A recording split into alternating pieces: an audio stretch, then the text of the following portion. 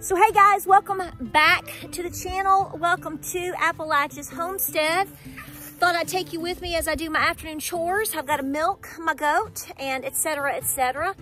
But I wanted to further expand the conversation from the previous video about the economy and unemployment, and we've seen more closings as of today as I post this video. It's just a hot mess. There might be a little wind. You'll survive. Let's go. So before I get too crazy busy in the barn and the roosters are gonna crow and the cows are gonna moo and the turkeys go gobble gobble, it's like old MacDonald had a farm, because the dogs will definitely bark if they see some deer, which we have a ton of deer out today. Gonna be a hot mess, hot mess in the barn. Here's what I want to do. I want to answer a couple of your questions. I've had two major questions that have come through from the last video. First of all, some of you were like, do you really believe that unemployment is 3.9%? And I'm going to be a little bit smart and say back, well, if you've been watching my videos for the last 2 or 3 years, you would know very quickly, no, I don't believe that. But I have to go with what is being said in an article when I'm actually quoting the article. Here's what you need to apply and I need to apply in terms of common sense. So if we are at 3.9% today, pretend it. We know it's a lie. You know it's a lie. Just like inflation, just like everything else.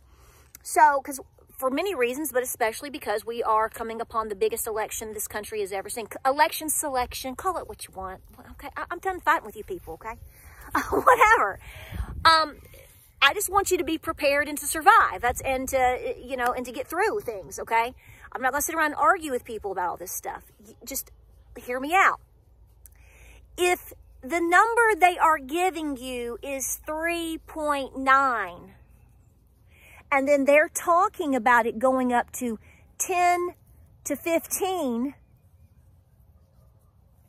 okay, well, then if you translate that into your brain to, well, if we're already at 15, 20% now because they're lying out there, it's 3.9, like a monkey's gonna fly out my rear end too. Okay, well, then what's the real number gonna be?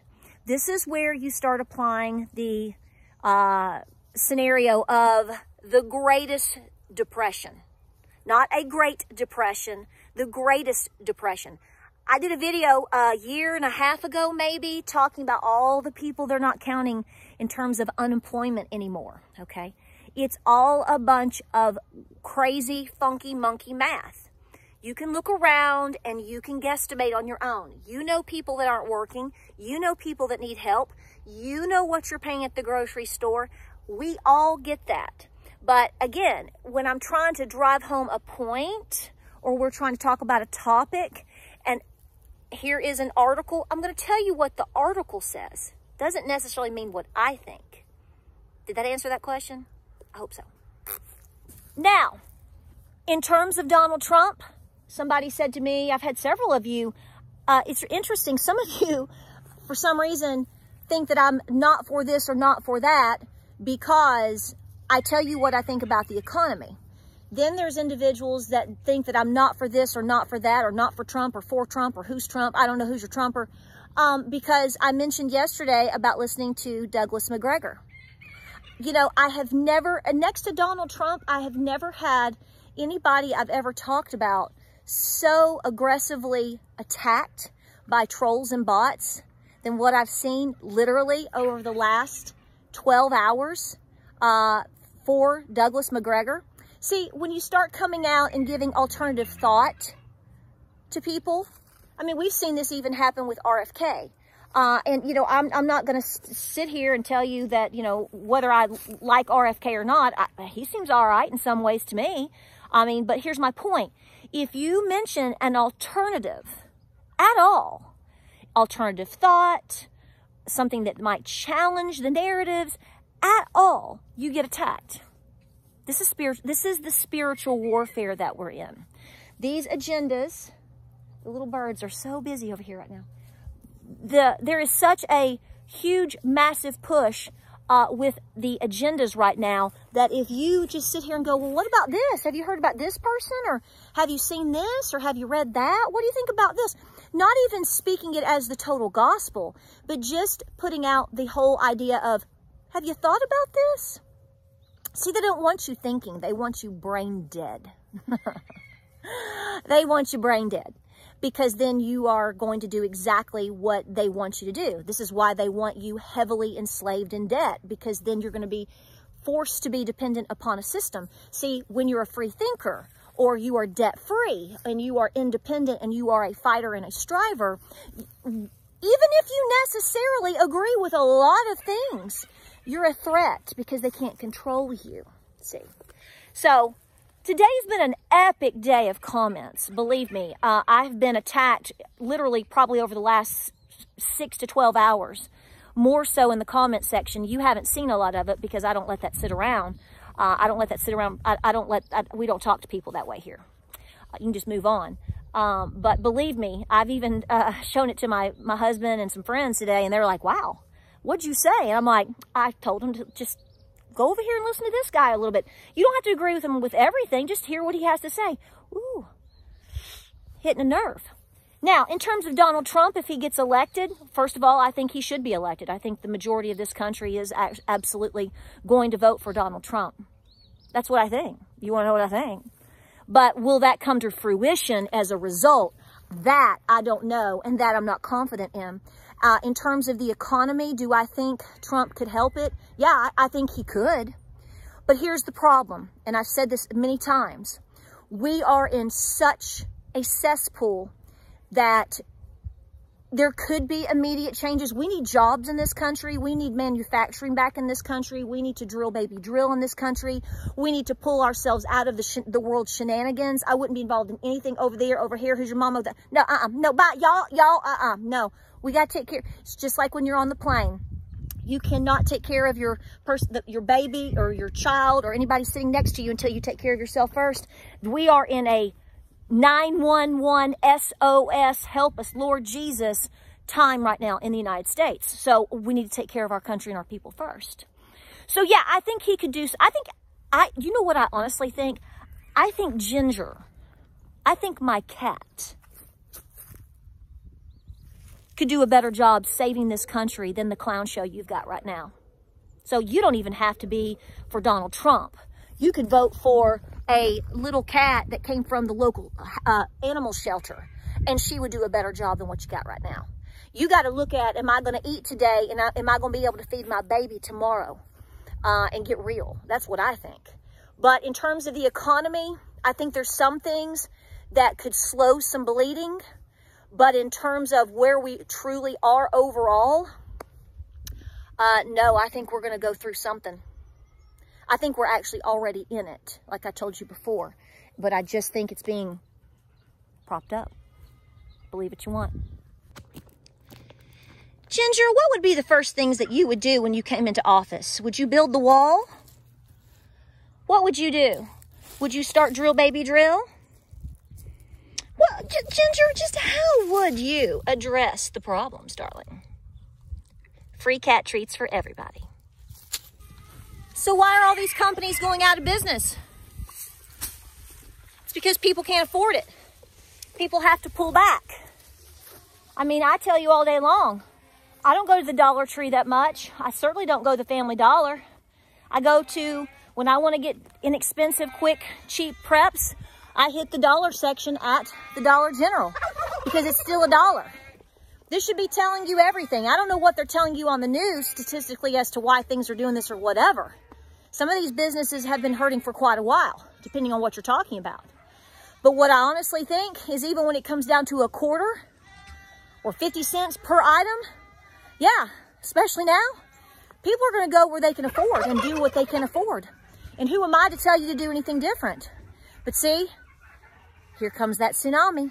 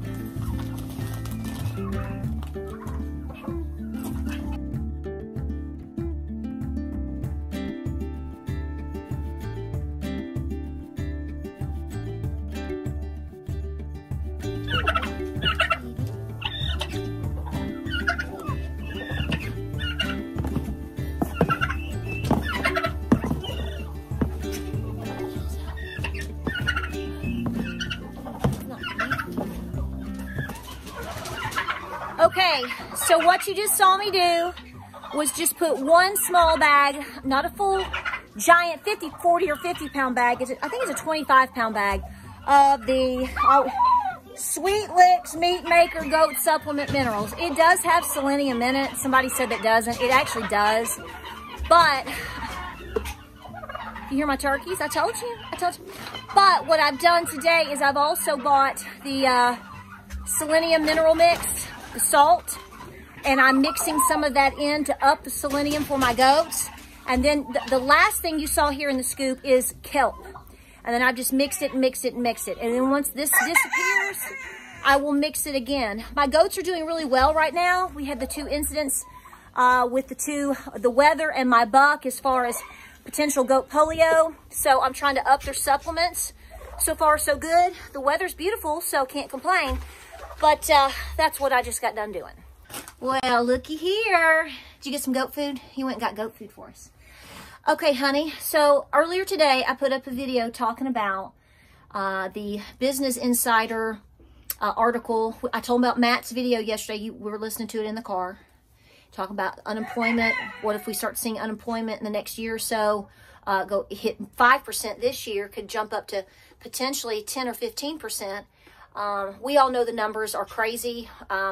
They're saying now that unemployment is 3.9%. Who really believes that? But we're just going with what they say, just for this conversation. So I've been telling them what we went through in 2007, 8, 9. I lost my job. Had we not done the things we did in 2007, how difficult it would have been for us after. And I'm telling them to prepare as much as possible. Do you have any wisdom, Scottish man? Any wisdom? I would say that you need to be networking, talking to all your friends, because if you were to lose your job, it would be good to have connections to maybe find another area. It may not be your ideal job. Right. But any job is better than no job. Maybe pick up a part-time job right now to try and get ahead a little bit.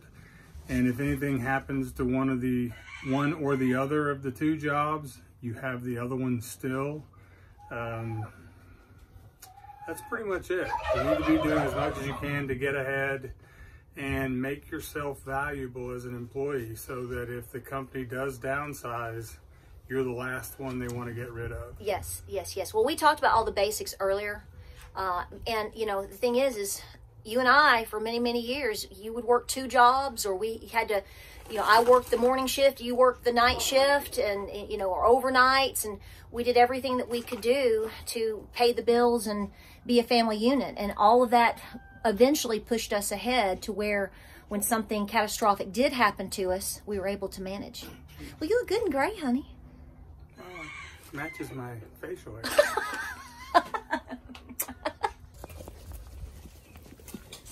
So here is what we had changed and fixed today.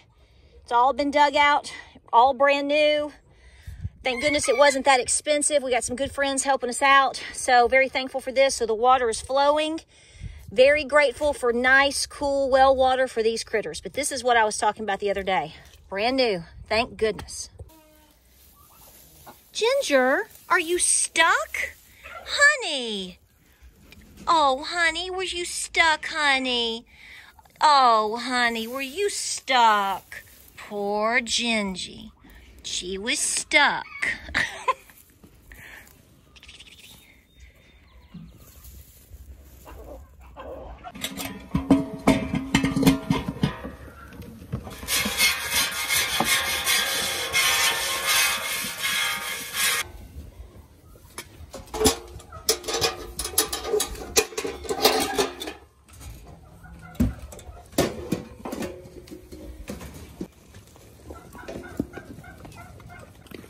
Is he good?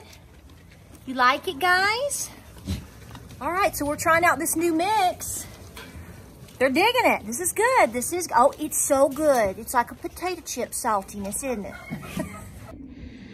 Coachies, you're living the rugged outdoor life these days, running the field, keeping the coyotes at bay, warning all the predators around that you are still in charge. It's a warm day, isn't it, buddy? I know it.